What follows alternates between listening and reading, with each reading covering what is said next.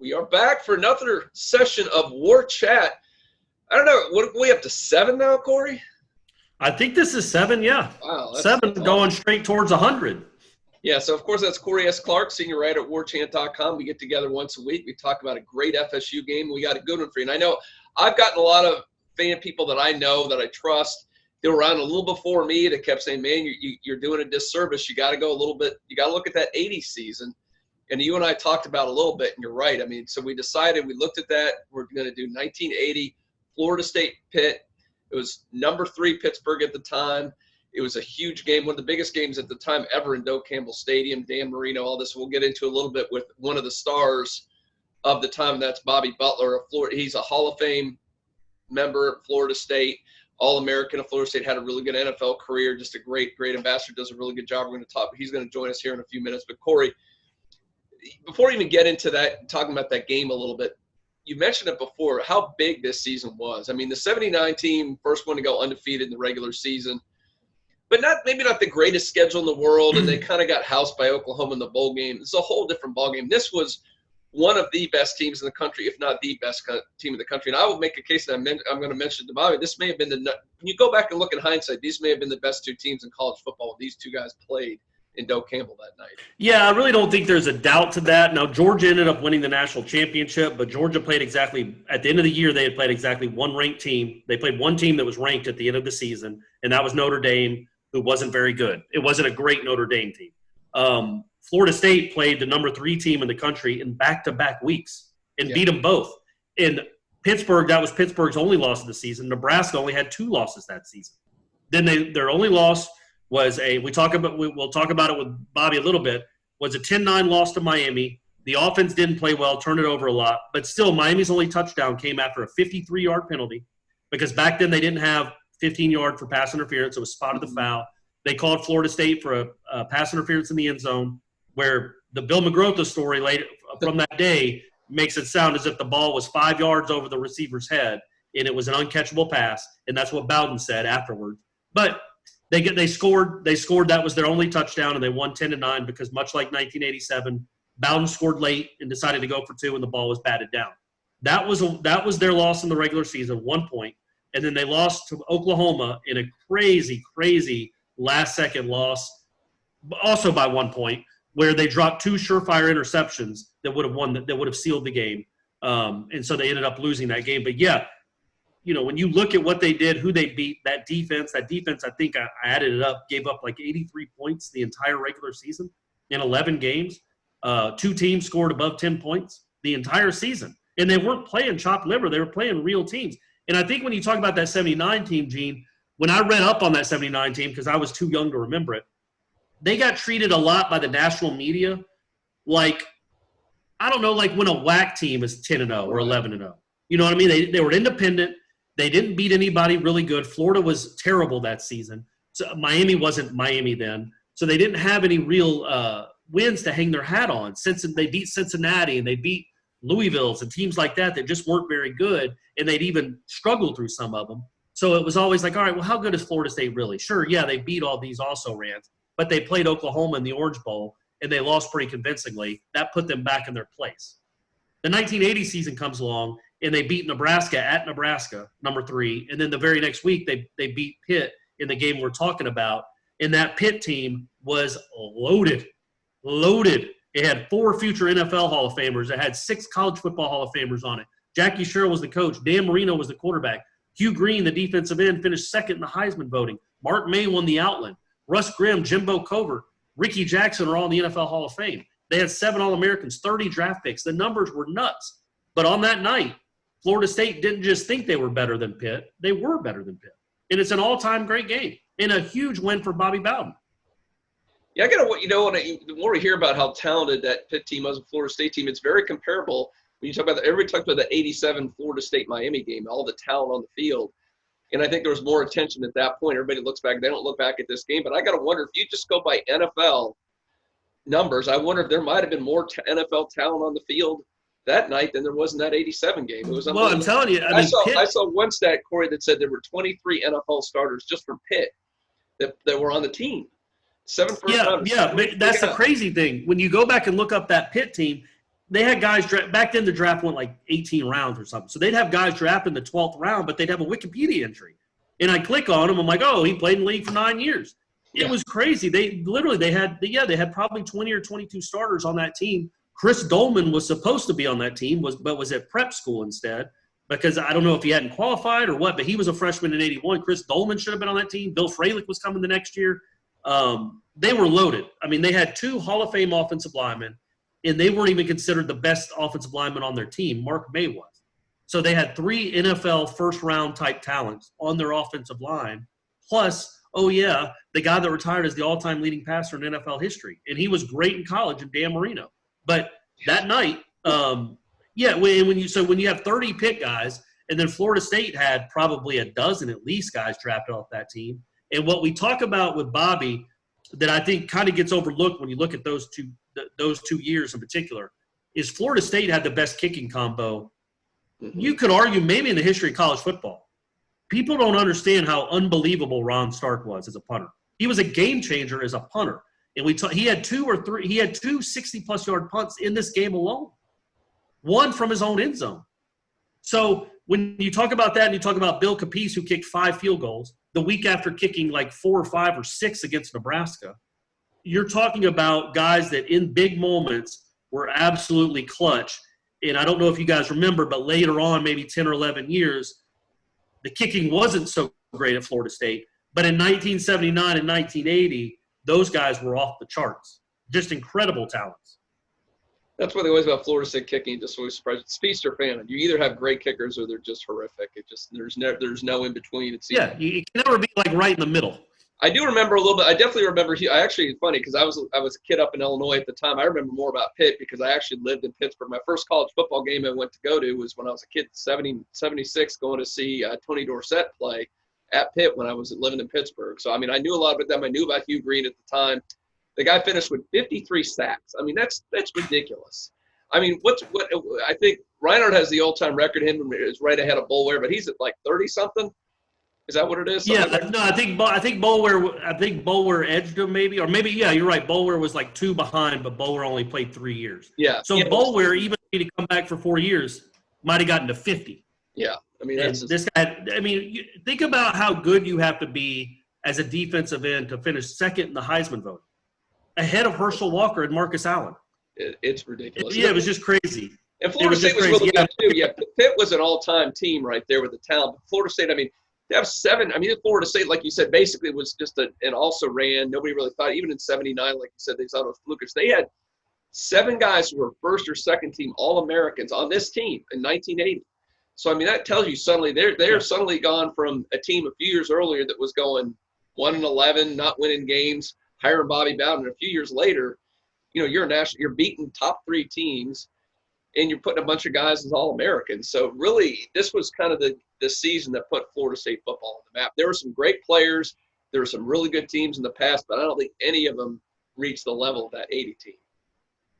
No, and that was the one that I think kind of we'll talk to Bobby about this too, but it kind of laid the floor for what the dynasty was going to be. Like that was the starting off point, was that 79 and 80 group, that 80 group of seniors that included, Keith Jones, Monk Bonasort, Bobby Butler, Ron Simmons, who will obviously talk to Bobby Butler about. He was one of the biggest recruits in Bobby Bowden's history. But you also had guys like, Hardish Johnson, Kurt Unglob. They made huge plays in that game. They're not guys that come off the tongue. Borowski, Reggie Herring. Off the brain. Reggie Herring, the linebacker, who coaches. Where does he coach? Do you know, Gene? I can't remember where Herring coaches. He's been in the coaching game. He's still coaching. But you had guys that were program guys. They're not all NFL Hall of Famers, obviously. But KJ Monk, Hardish Johnson, Kurt Unglob had been there for 4 years. Rick Stockstill was the quarterback. Sam Platt was the running back and had a really good game in that game. When you line up roster by roster, as good as Florida State was in the kicking game, Pitt, obviously, with 40 years of hindsight, Pitt had one of the all-time great college football teams in history. But that night in Doak, as electric as that place had ever been up until that point, it was almost like it was the birth of a giant, I think. Yeah. Now, the dynasty didn't start till 6 or 7 years later, but I think that night, and people know that my dad was a huge fan and went to school there. I think that night solidified in these Florida State fans' heads, okay, we're not a fluke. We're a football school now, and we're really good. We're not an up-and-comer anymore. We're here. In the next 6 or 7 years, it was always anywhere between 7 and 9 wins.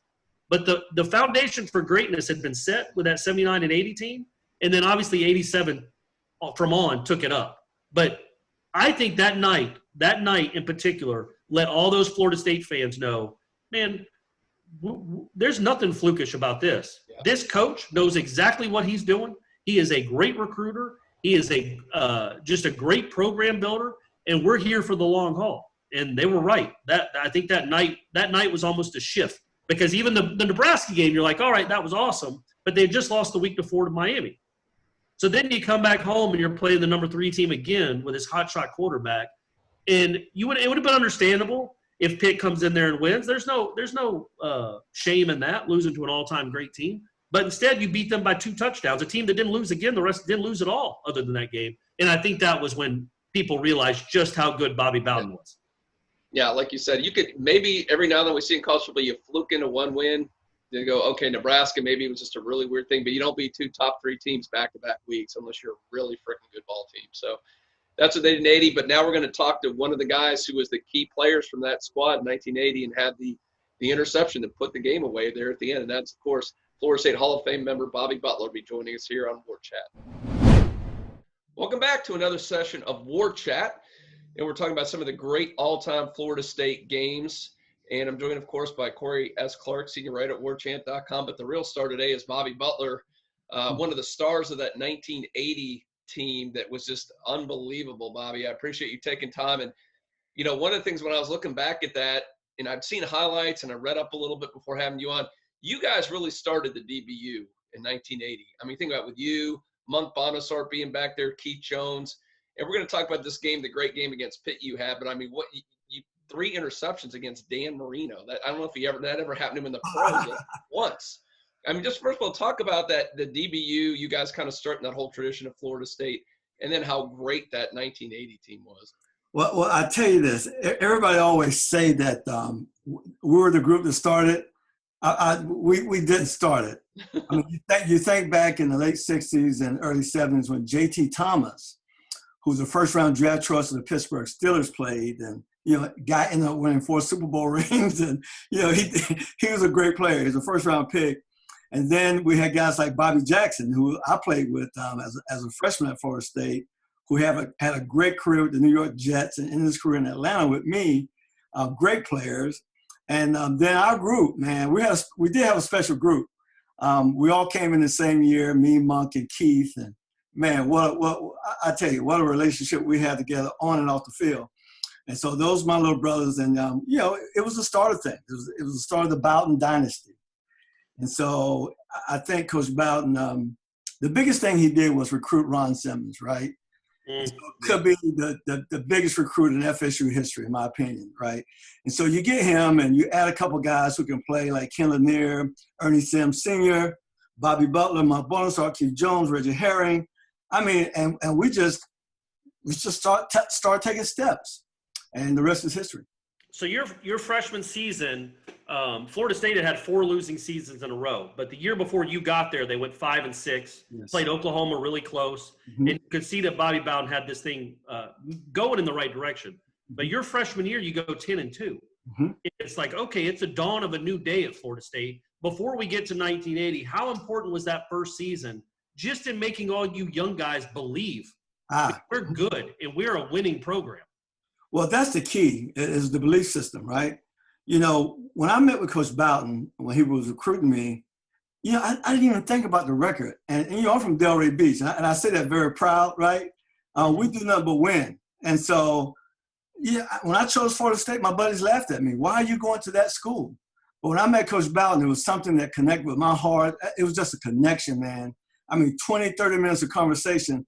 I came out of the room and I told my mom, I'm playing for this guy. Right?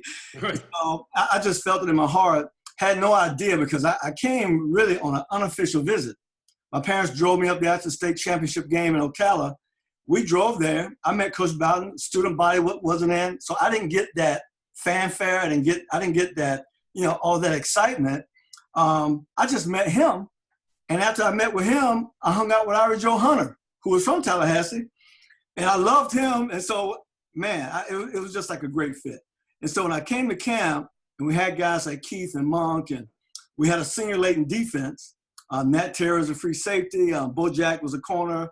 Ira Joe was the other corner. And, I mean, we had a great defense. We had Willie Jones on one end. We had Scott Warren on one end. We had, of course, Ron was a starter. Ron Simmons was a starter that year. We had Abe Smith. I mean, we just had great players. But we were a mature football team at that time. And so for us young guys who, we got a chance to play special teams, we got a chance to play a little bit our freshman year, to get our feet wet. But when they left, we were ready to go. Yeah. We were ready to go. And Bobby, when you look back, I think everybody looks back, they go 79 to 80, what two great teams you guys got in the Orange Bowl both years. But really, when you look at that 80 team, what you guys were able to do, you beat a lot of really good teams, including we're going to talk about the Pitt game.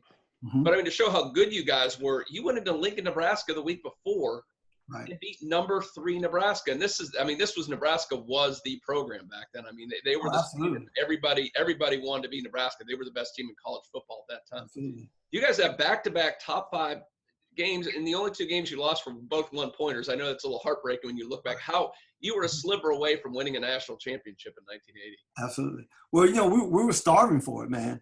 I mean, we went 11-0 my junior year, and we played Oklahoma in the Orange Bowl. That was really our first opportunity to play in the big time. And so we got that experience our junior year. So our senior year, we came back, dude, nobody could beat us. And that was the attitude we had, and we played it. We had that crazy game in Miami, which, got away from us by 1 point. Had 2 losses in that stadium. I hate to say that. Right. But anyway, we go to Nebraska. We were very confident. We didn't fear them. We went in there to win the game. We won the game. When you look at that game, let me say this. I think we had a real complete team. When I say complete team, offensive, defensive, but special teams, man, we had 2 great kickers. Yeah. And, you look at the Nebraska game and you see how Ron Stark, just kept us out of trouble. When we were backed up, man, he was kicking balls from the 20 on one side and putting on the 20 on the other side, right? Yeah. And so it was just amazing. So we were ready. We won that game. And the next week, I mean, we came in to beat Pitt. We were at home, man. And, and so we were ready and we played like it.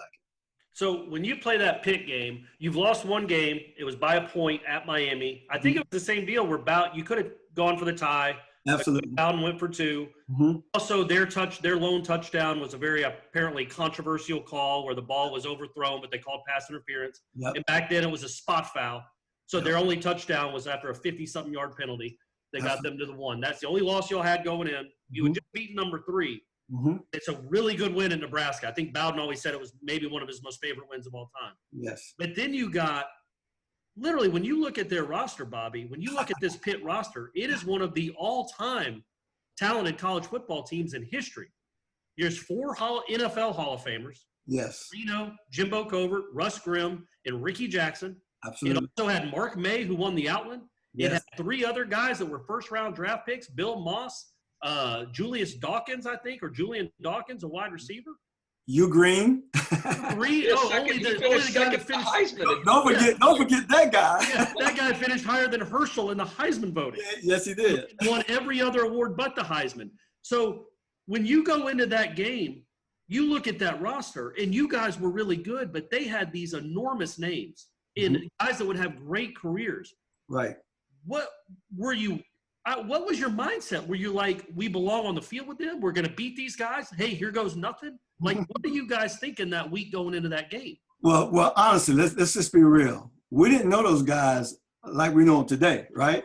Good point. Right. And it was Pittsburgh. We didn't play them that much. We played them my sophomore year up in Pittsburgh, but it wasn't a team that we were really familiar with. And I knew more about them at the end of the year because that was my senior year, and they had 16 guys drafted in my class.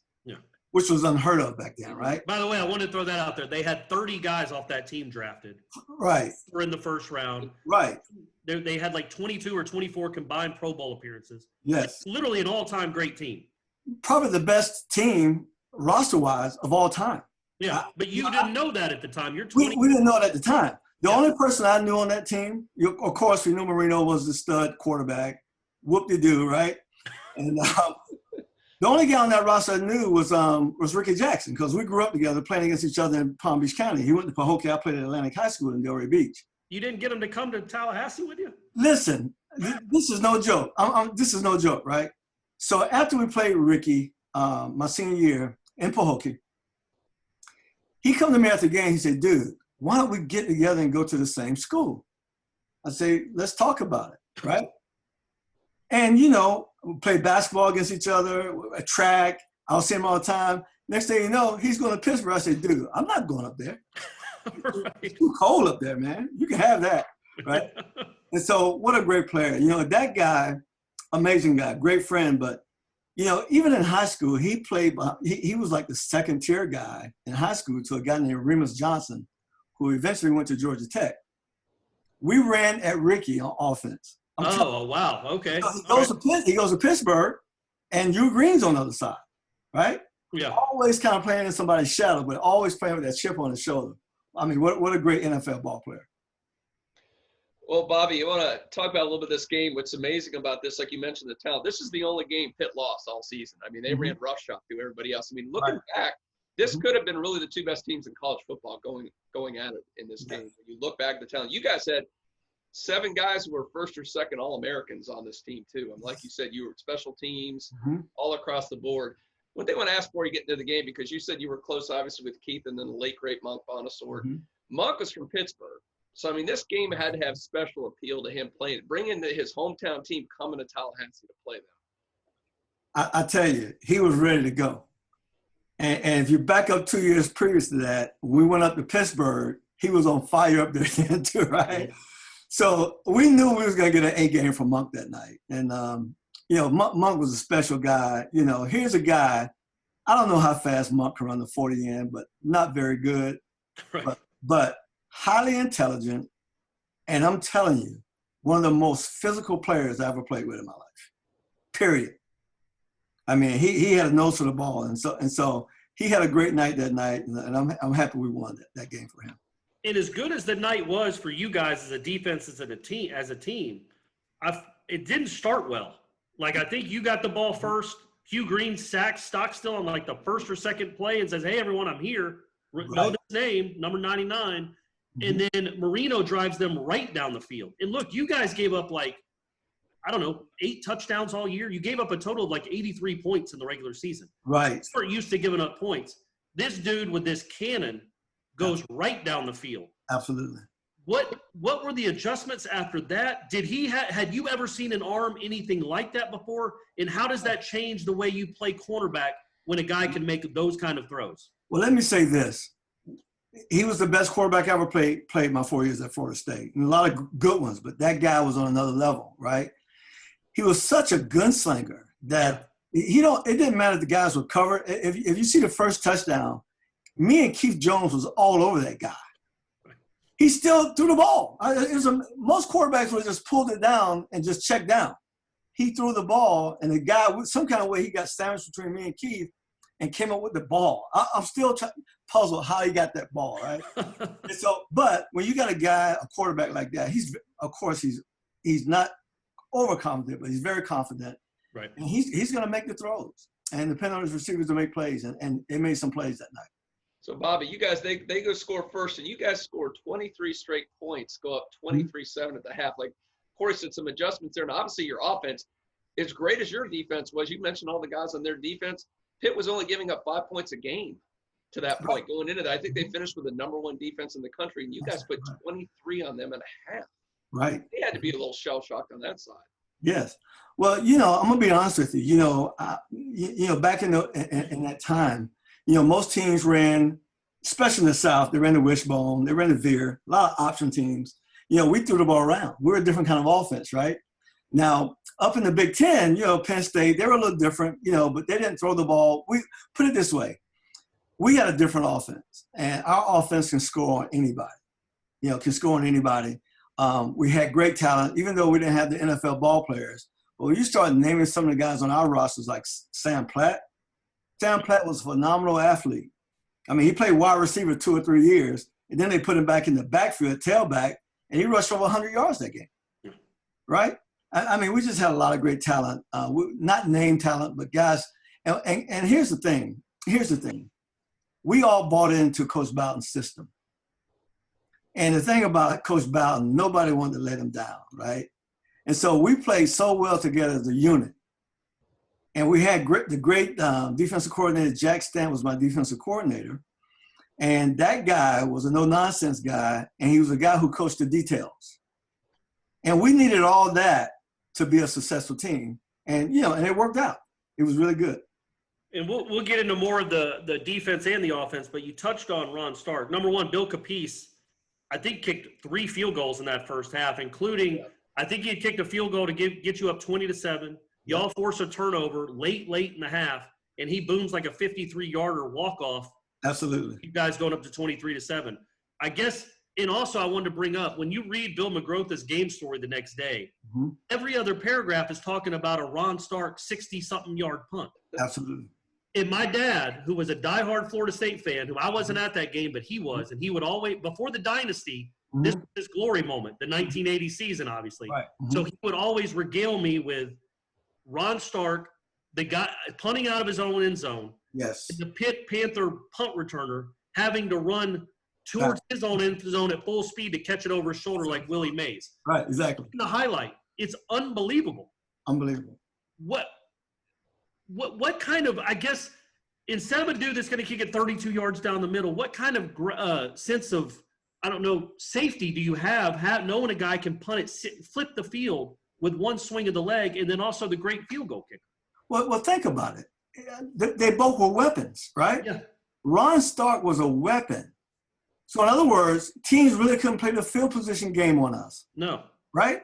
Because I don't care how backed up we are, man, he's going to put it on the other side of the 30. Right? And so it's like somebody kicking the kickoff, right? And they get the ball on the 20. He was that good.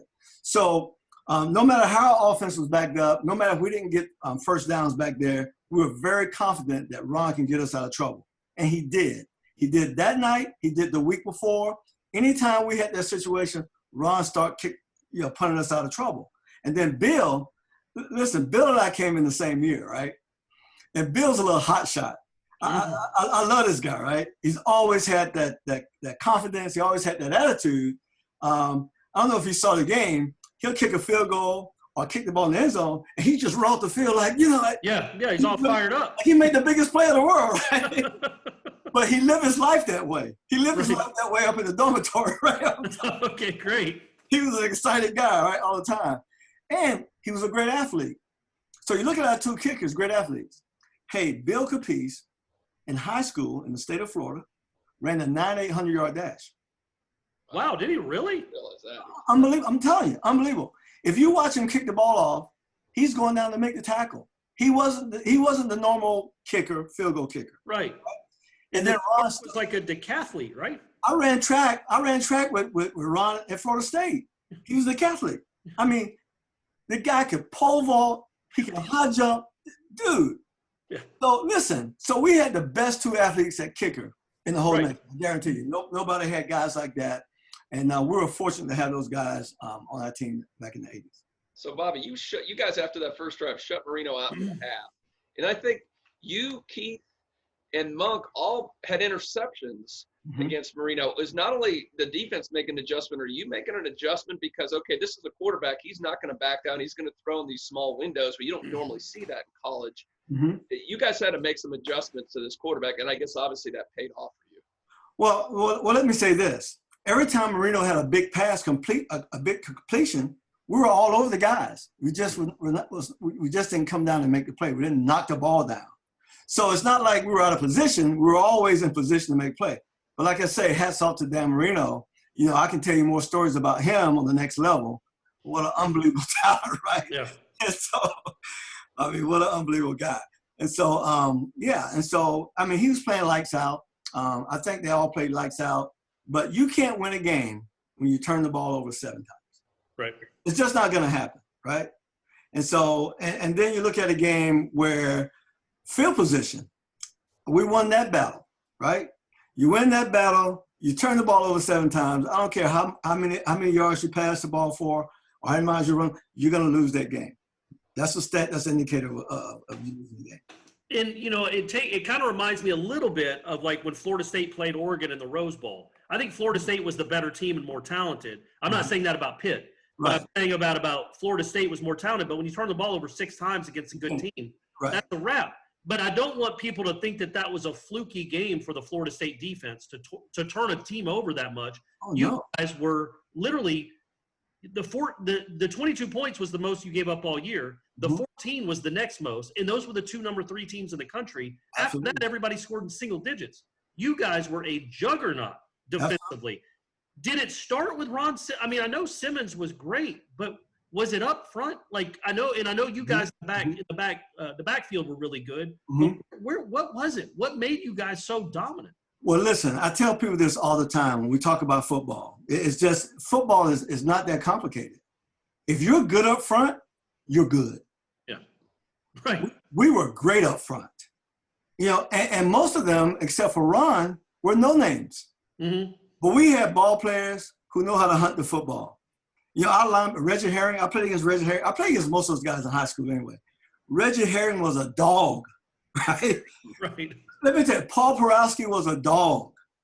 And so we had great interior guys. And then we had those South Georgia boys like Jarvis Coursey, right? Mm-hmm. We had some guys who can flat out get it. We had some young guys. Alfonso Carricker was a freshman on that team. Oh, right. That's right. Yeah. Guys who can come in and play almost immediately, right?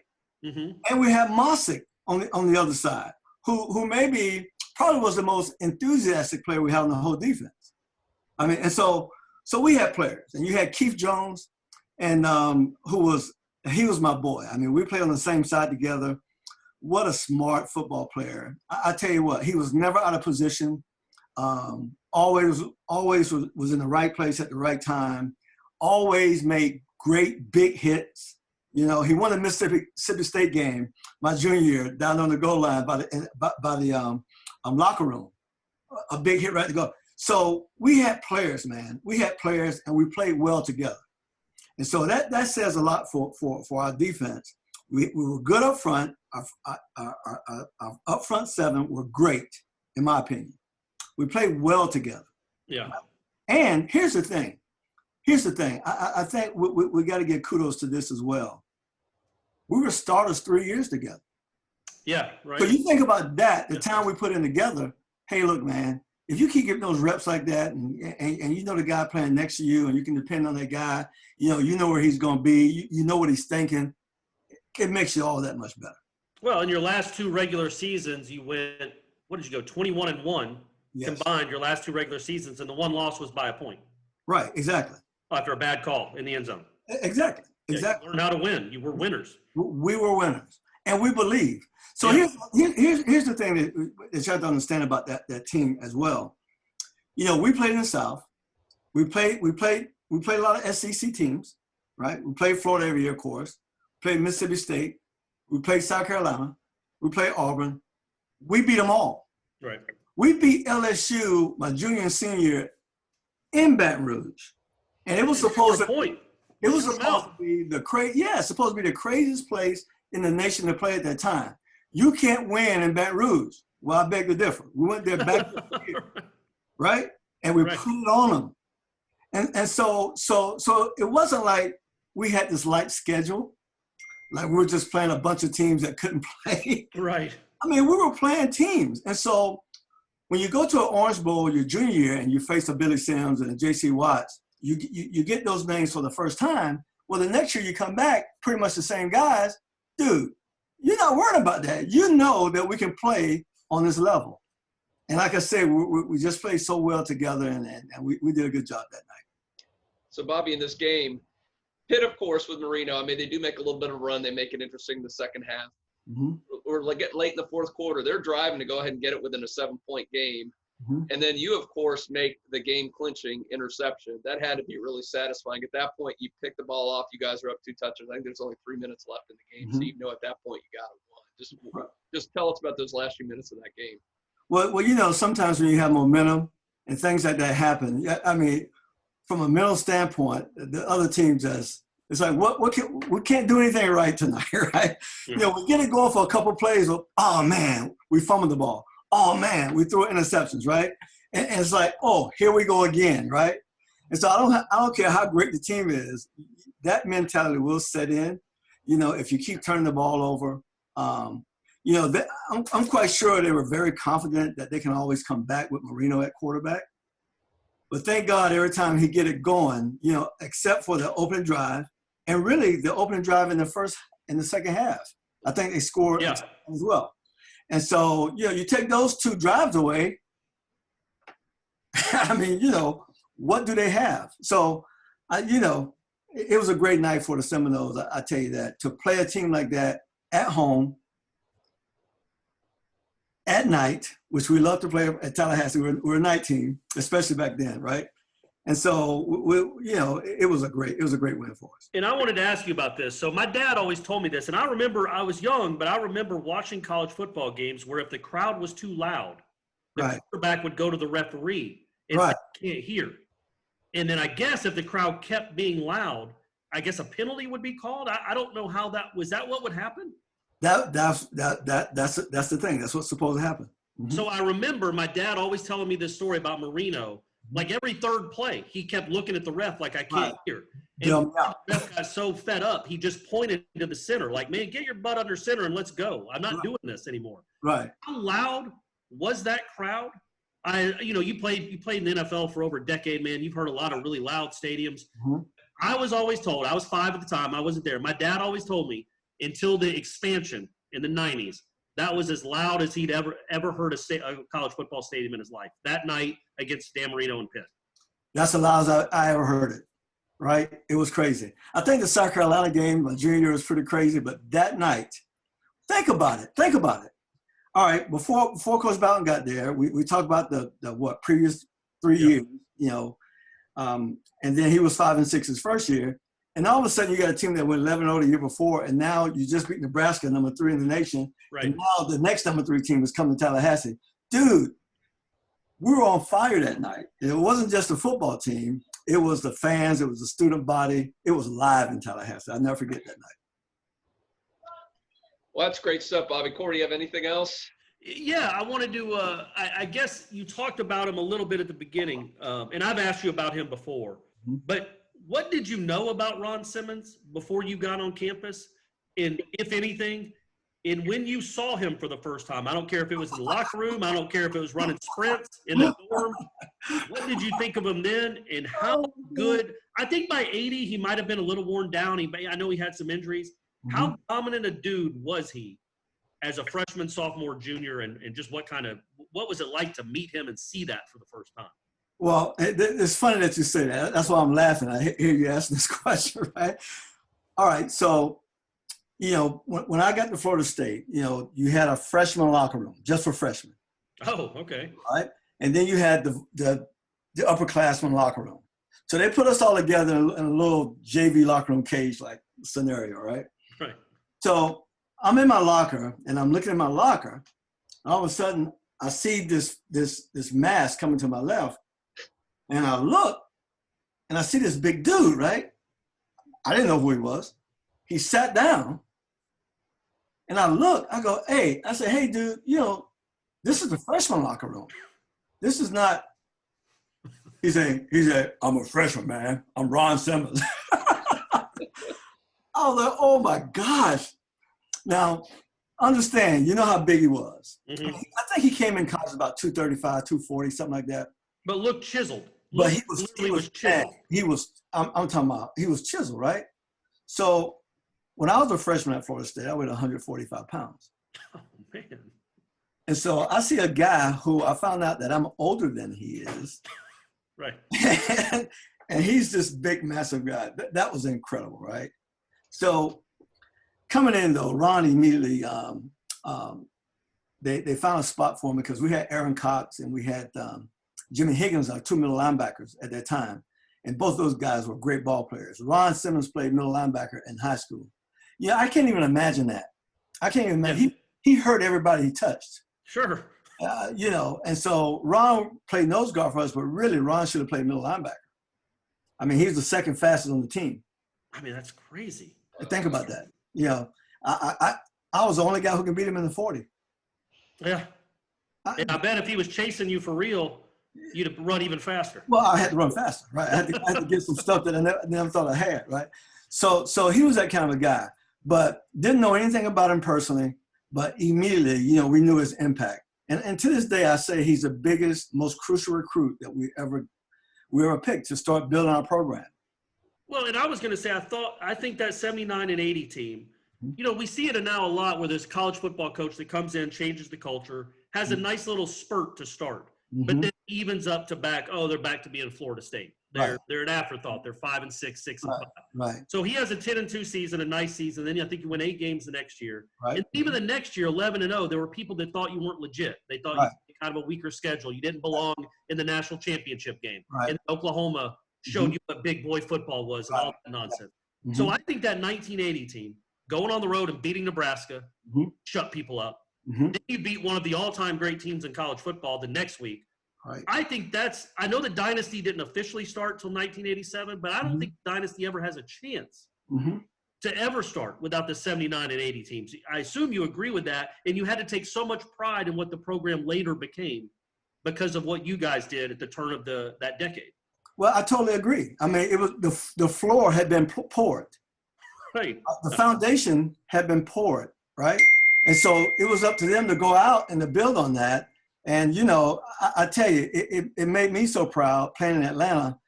Listen, man, when we talk college football in the locker room when I was playing the Falcons, everybody shut up when I started talking.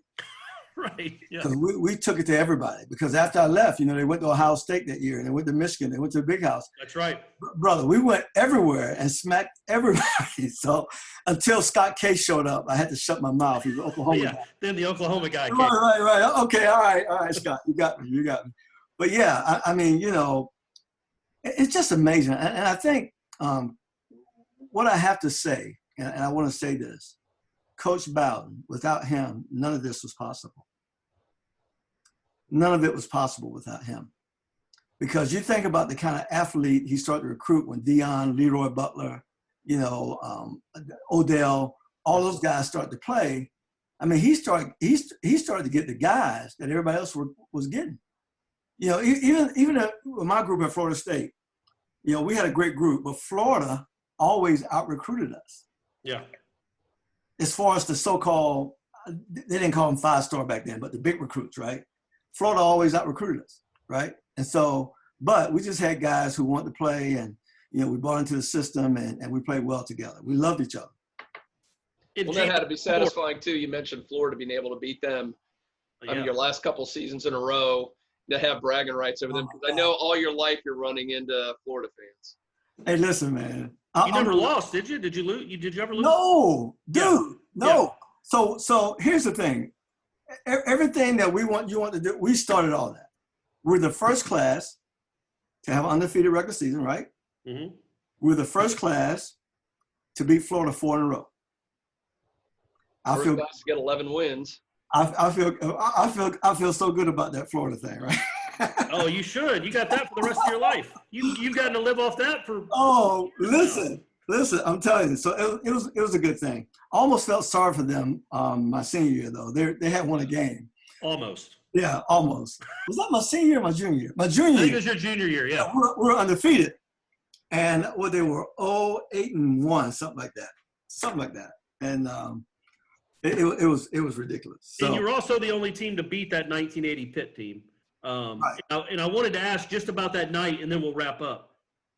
Did you, in the moment, know how big a win it was going to be? It may be more to the point, did you see them start to – I'm sure they came in thinking they were going to – I mean, they're Pitt.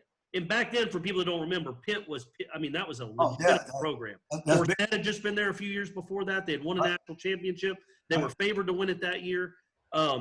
Did they start to panic a little bit? Was there trash talk? What was the vibe between the two teams like this kind of blue blood that Pitt was at the time in up and coming Florida State? What kind of atmosphere environment was on the field between the two teams? There's no trash talk. They were a team that I'm quite sure thought they were a superior team coming in, right? Here's some things that Jackie Sherrill said. not arrogant, but, just some of the things they said. They were completely confident. But we were confident. We knew, we could beat them. We knew we could beat anybody in the country. But what set that up was the previous year. That set that up. That set that up. And so we didn't go in light. We didn't go in thinking, oh, Dan Marino's coming to town and, oh, Mark May. No, dude, y'all going to get y'all behind kicked tonight. You come in dope camel. That's what's going to happen tonight. I don't care who came in there. So, we were ready to play, and we were excited about it. And, the rest is history. Great stuff, Bobby. I appreciate all the time you took today to share these great memories with us. We may have to have you back to talk about Nebraska game, because that's got to be on the short list too. Absolutely. Great game. So I don't think we did it justice. Like we said, that was one of Bobby's all-time greatest victories. So thank you so much for your time, and best of luck to you. Look forward to seeing you soon. Hopefully on the sidelines. Hopefully they have football this fall, and we'll see you down there. Oh, absolutely. It'd be a good thing. Thank you, Bobby. Thanks so much, buddy. Thank you.